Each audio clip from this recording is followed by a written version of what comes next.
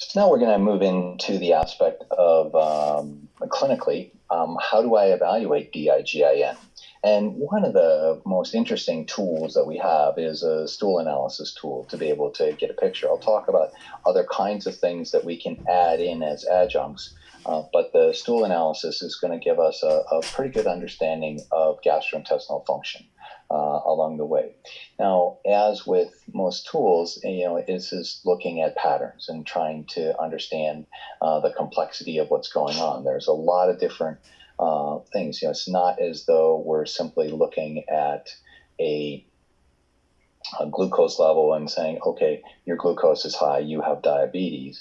Rather, it's about looking at the interrelationship from a systems biology standpoint. Here's a picture of our friend and co-teacher, Dr. Dan Lukaser, and he told me that labs aren't always perfect. So we have to match the patient to the lab. And in fact, we're always going to be treating the patient. We're not going to be treating the labs as much as Dan loves his lab.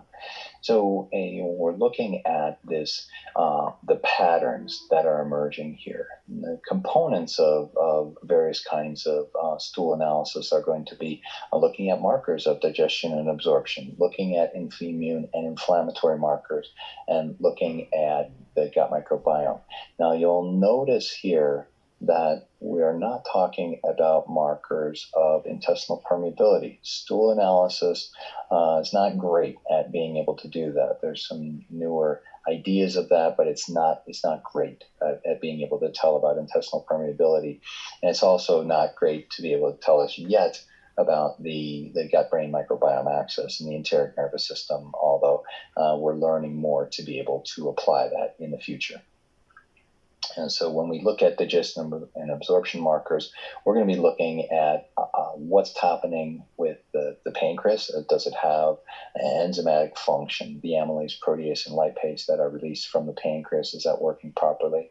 It's going to look at and say, are you breaking down your protein properly? If you're not, that means that you're feeding bacteria downstream, and we're going to look at fat digestion, both as we know from the bile and from the lipase activity, where we can get a sense. So pancreatic elastase is kind of your first big best test. There's a couple of examples here of labs that do it and run it. This is a test actually you can get through any major, through LabCorp, through Quest, through the Mayo Clinic, Cleveland Clinic, ARUP. Most hospitals will have it or have a test send out for it. So if you're wanting to just look at that, you can do this as a singular test in and of itself.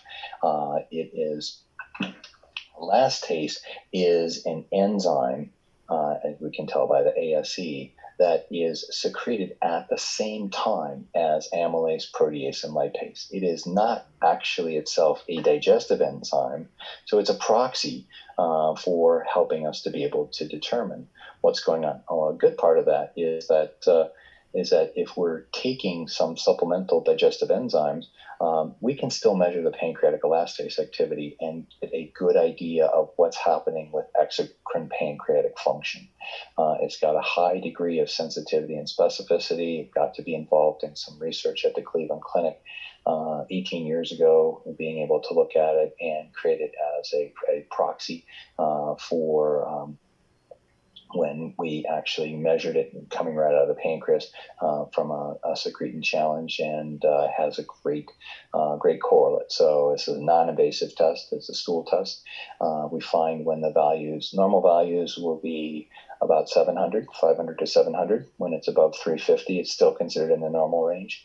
On the lab reports, you'll see that it says below 200 is when it starts. But really, if it's below 200 to 350, you're seeing a decline that's occurring, and you may want to consider some kind of supplementation. When it's below 200, that meets the definition of moderate pancreatic insufficiency, and below 100 is severe pancreatic insufficiency. You can use agents that are medications, Zempep, Ultrace, Pancrease, Creon, all of which are available as prescriptions. And then we also see that there are other agents that use pancreatin that are available as nutritional supplements that can be used as well. when do you think about this? Well, you think about it, especially if someone has diarrhea or abdominal pain. But interestingly, in practice, I have found exocrine pancreatic insufficiency commonly in patients with autism, commonly in patients who have neurologic and mood disorders that are going on, commonly in patients with diabetes, both type 1 and type 2 diabetes, and commonly in patients with osteoporosis.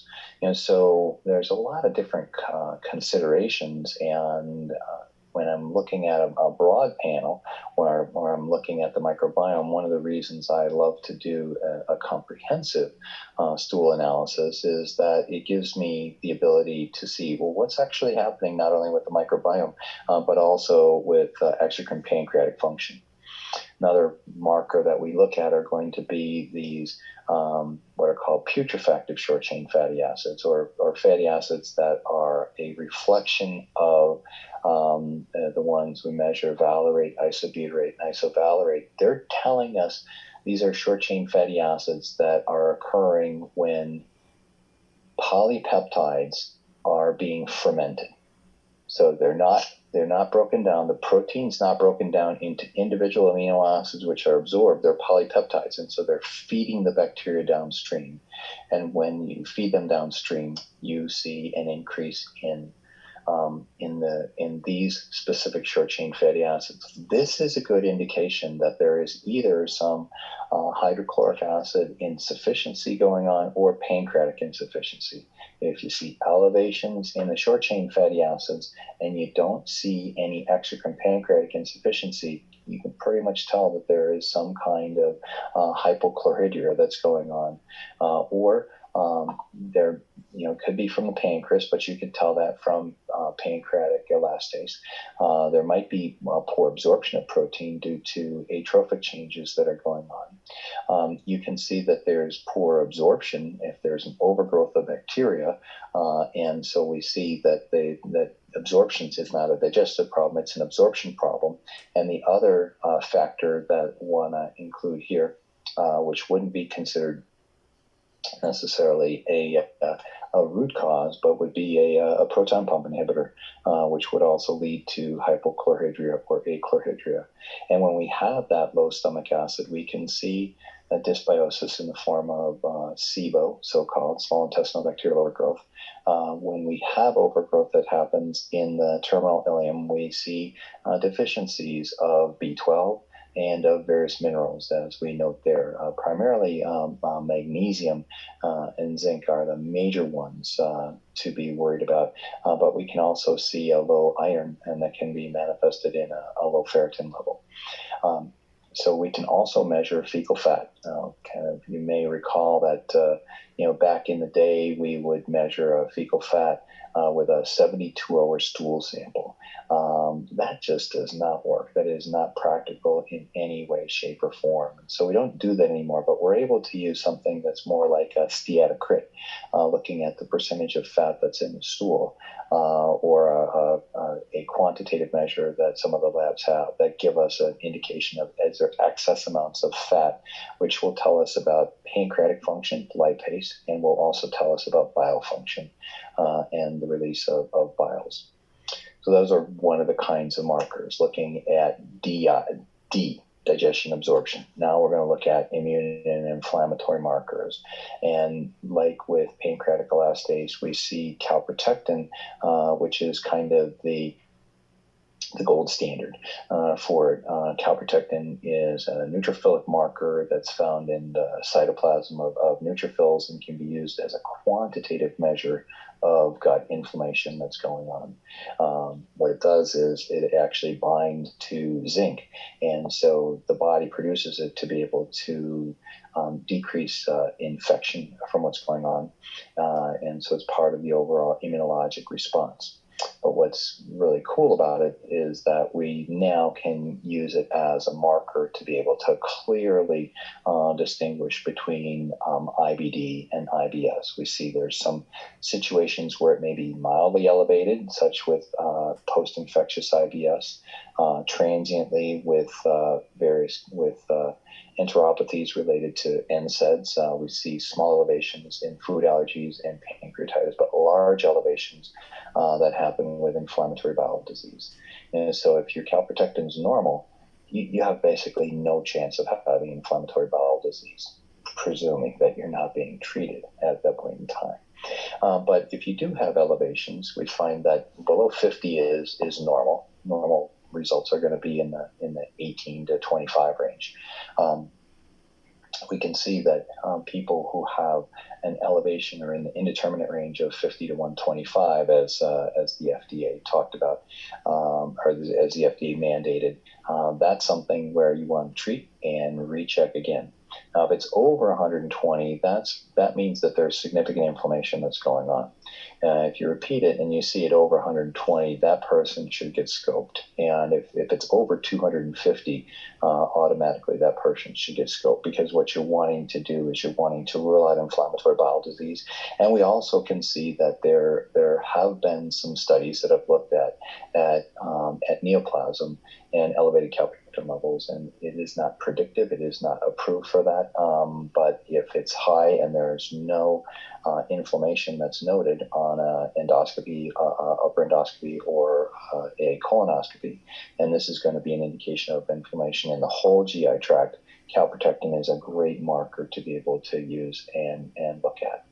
And another another marker that is has been used in the past has been lactoferrin.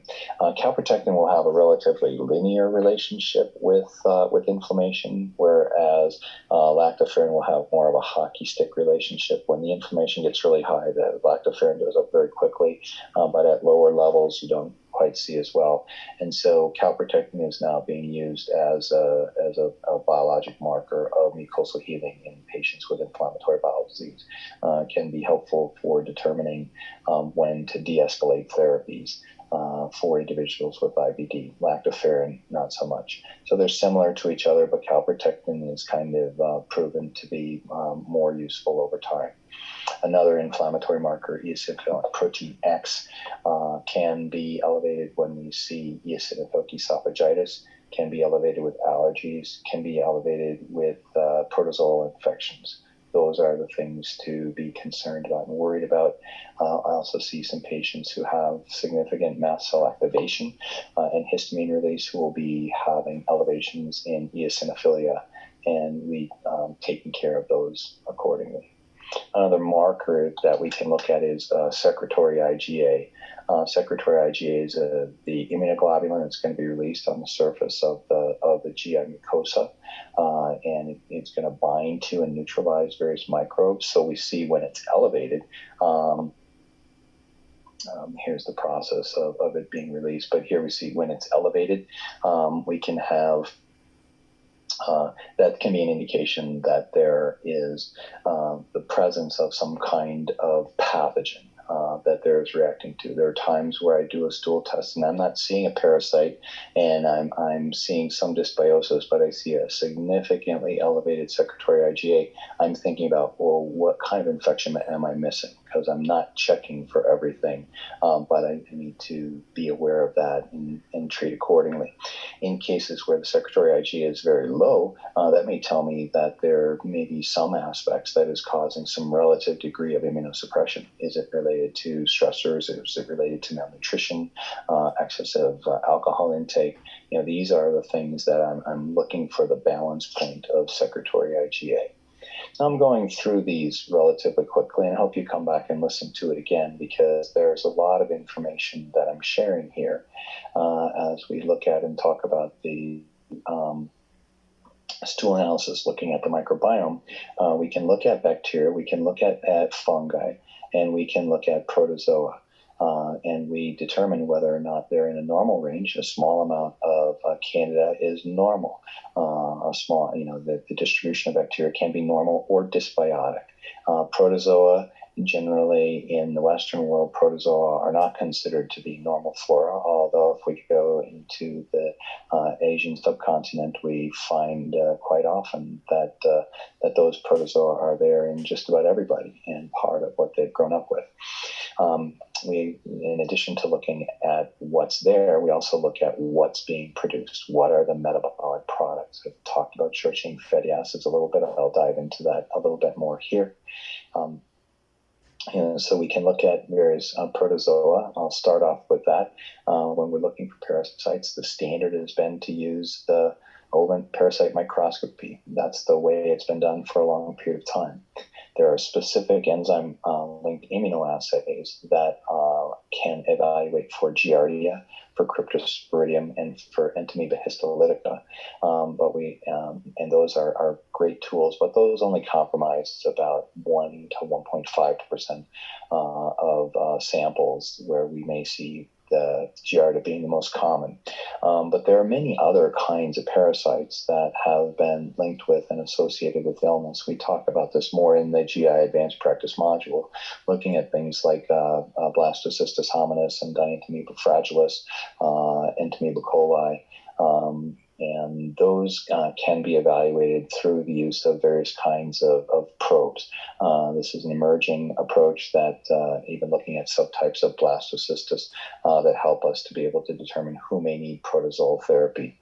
Here's a picture example, of someone with multiple organisms, Blastocystis hominis, Endolimax nana, and Entamoeba hartmanii. So that's parasites. You want to be able to look at that. In the presence, in one study that was done showed that about 20% of stool samples, it ranged between 16 to 23% of stool samples sent to a major laboratory did show some protozoa present.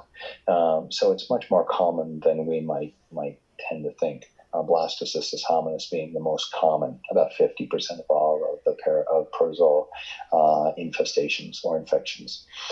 And looking at bacteria, we want to consider, is it good? Is it part of the normal flora? Is it a bad guy or potentially a bad guy? And so we look at that because remember, it's about the community of how they interact together. It's not about trying to look for a single pathogenic agent. You can look for, E. coli 0157 or for Clostridium difficile. We've got patients who are acutely sick and being able to do that. But here we're talking about people with chronic illnesses and imbalances and dysbiosis within their microbiome. That's going to be caused by a standard American diet, a SAD diet with lots of simple carbs, lots of ultra-processed foods, low fiber intakes.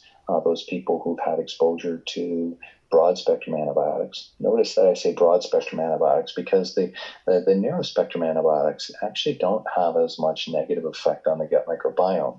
And so targeted treatments for infections really are a good thing. It's the shotgun method that creates more problems. People who've had maldigestion, including people who are taking PPIs, if someone's got constipation, they have dysbiosis kind of by definition. It's also interesting to note that stressors will actually cause change. Stress in and of itself will cause changes in the gut microbiome with a decrease in the normal commensal bacteria of Lactobacillus and Bifidobacter, and will also decrease the overall secretory IgA, while as catecholamines, as in the fight or flight response, actually will stimulate the growth of lipopolysaccharide present gram-negative organisms like Yersinia and Pseudomonas. So culture methods are what's been used for the longest period of time, and here we see some culture reports that are there. Then giving an example, I would say that culture methods are okay. They're problematic because what we know is that 95 to 99% of the gut microbiome is going to be anaerobic in nature. So we're only getting a small window of what's going on. So we can use this window to get a sense of, are there some alterations that are here?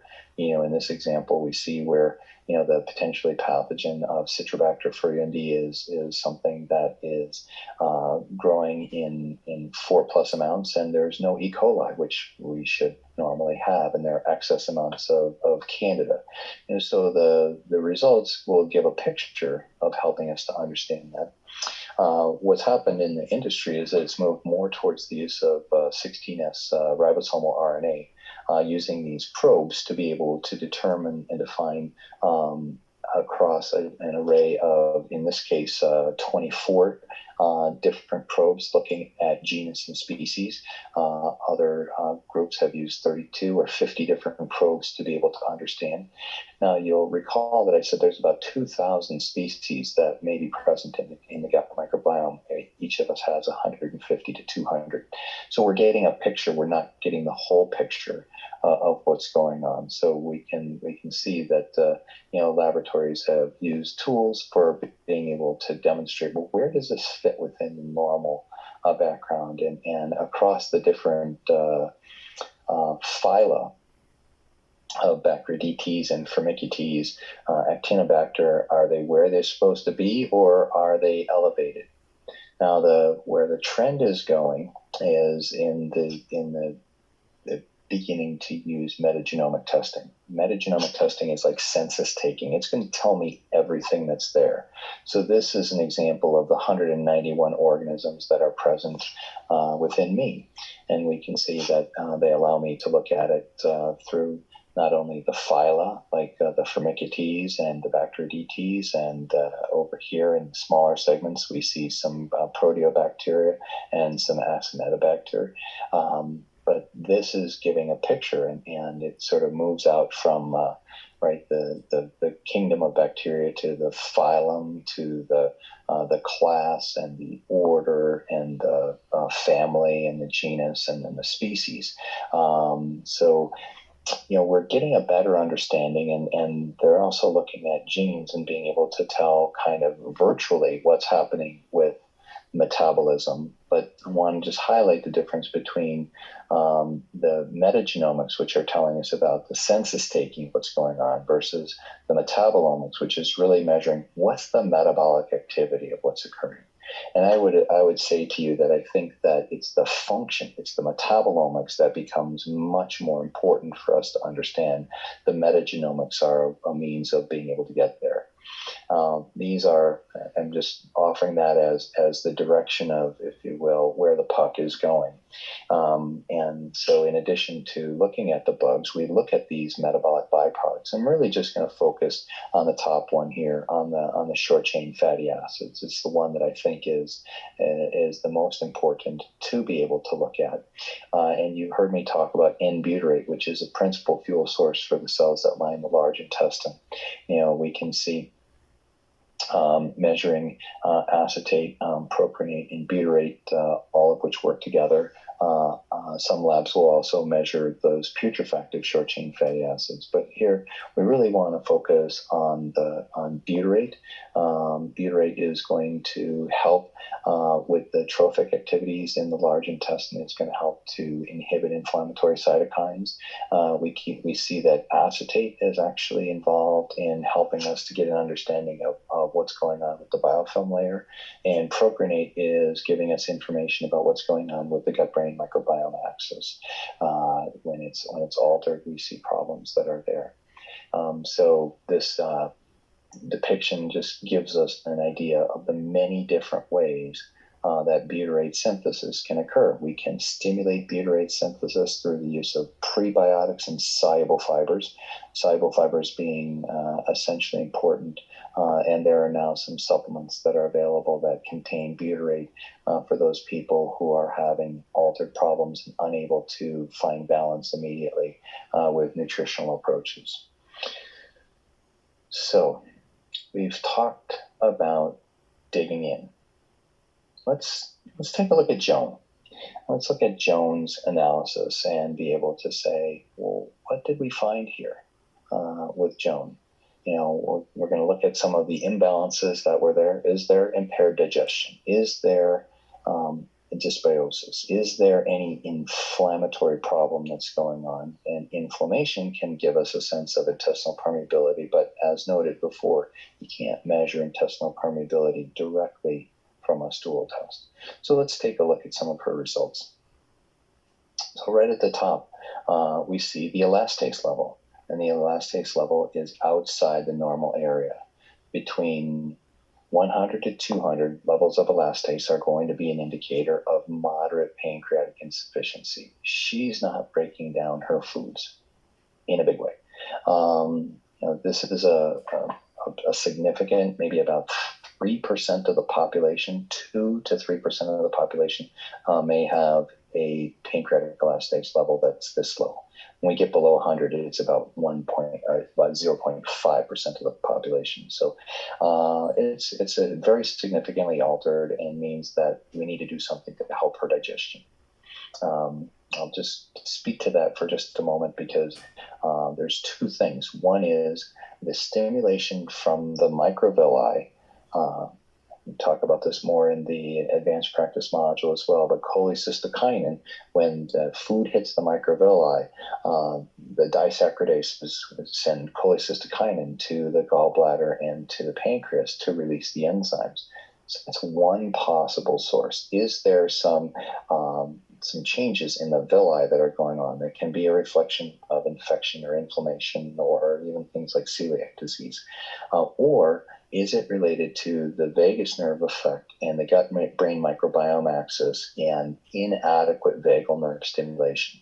And I would say to you that 15 years ago, I thought that the villus changes were the primary reason for low pancreatic elastase. And at this point in time in my career, I think it's more the decreased vagal tone that is the principal reason. So I'm thinking about both of those things, and I'm giving a supplement to be able to help and support. In the meantime, while I work to be able to help restore the lining of the gut and deal with those stressors that are going on. Now, we can see that her butyrate levels at 8.4%, the overall distribution, pretty low, lower than we would like them to be. So we may need to use some soluble fibers. We may need to use some other things, but we'll hear in the next lecture talking about using the treatment approaches to individualize therapy based upon these digging results. We do not see any kind of inflammatory issue that is going on here with lactoferrin and calprotectin, both well within the normal range and no white blood cells being generated. We did not have a secretory IgA, so we don't have an indication of whether or not there may be some other hidden infection that's going on to make a determination. We see that some of the bacteria in this culture-based methodology is altered, is imbalanced in this nature. And as we look further, we find that she does actually have blastocystis hominis. She does have a parasite infection that's going on. So we can see that there's some impaired digestive function with the reduced pancreatic elastase. We can see that there are some opportunistic organisms, some potential pathogens that are there. We can see the blastocystis. We can see the decreased end butyrate, and we can see the loss of diversity. We raise a question of, is there some issue with intestinal permeability that's going on? Not entirely sure at this point in time. And so what we want to do is we want to take this information and we want to put it into the matrix to give us an understanding. And here we can see in this area under assimilation of nutrients, where we talk about the decreased pancreatic function and the dysbiosis that are present. Sometimes we may also put dysbiosis or an infection over here under defense and repair, as we see. But these are indications that are going to help you in creating your treatment plan. So in summary, as we look at someone like Joan, how would we treat this? Well, we take a good history. We really listen, as I talked about this morning. When was the last time you were well? What was happening right before you got sick or this change occurred? You're going to look for the clues in the antecedents, triggers, and mediators, those factors that are going to help you to understand how did things tip out of control. You're going to do a good exam, and you're going to use, we'll learn more about the nutritional-oriented physical exam and ways to be able to do that. I've really enjoyed learning that from my colleague, Dr. Michael Stone, over the past 10 years, being able to look at the teeth and the gums and the tongue and the skin and the eyes and the nails, and really getting an understanding of of how I can use that as additional information to be able to see imbalances that are occurring. I'm going to create a timeline and be able to talk to the patient and listen to them and say, did I get this right? Do I understand this interrelationship? And as I share the story back with them, I'm going to be able to then see, am I getting it right? And also for them to feel heard. Then I'm going to take the testing. I'm going to think about digging in, and I generally always start with the gut, as long as I've been doing this, and begin to evaluate where are there imbalances that I need to really take care of. And as I then populate the matrix, it will help me to understand where the leverage points are for the therapeutic options that you'll be hearing next. So we've talked about a healthy gut. And within the healthy gut, we have to do these things well. And I would assert, as I said just moments ago, that I actually think that bottom bullet around autonomic balance and vagal nerve tone and function and how we respond to stress may actually be the most important of all of those. And then working to create the balance of our gut microbiome, which is going to be related. We see that so many of the people who come in to see us, have dysbiosis and imbalances in their gut. That can be due to their dietary choices. It can be due to exposures and infections. It can be due to an altered gut microbiome. It can be due to permeability issues. Most of the patients I see with autoimmune disease have some kind of permeability issue that's going on. And then this alteration in the gut-brain microbiome axis, particularly thinking about that in my patients who have mood disorders, in depression and anxiety, really focusing more and more on the gut microbiome and the alterations and the foods that they're eating and the prebiotics that I offer to help bring balance back to the system overall. So the takeaways are that when you dig in, when you use this process, and I do invite you, I do ask you, might even plead with you, the next patient that you see, think about digging in and what might be going on there, and how can that help to change the trajectory of their journey towards health and wellness, because what's happening in the gut is going to have an effect on everything. Don't take it from me. You can take it from Hippocrates. He said this clearly 2,500 years ago almost, and it is profound and important. We see this modern version of Metchnikoff also talking about, the complexity, but really how do we break that down into simplexity, in a simpler approach. And we start with the gut, and we recognize that all of the practice of medicine that we do has a degree of uncertainty. And in that uncertainty, from my own experience, there is aliveness and there is the opportunity for healing to occur. Thank you very much.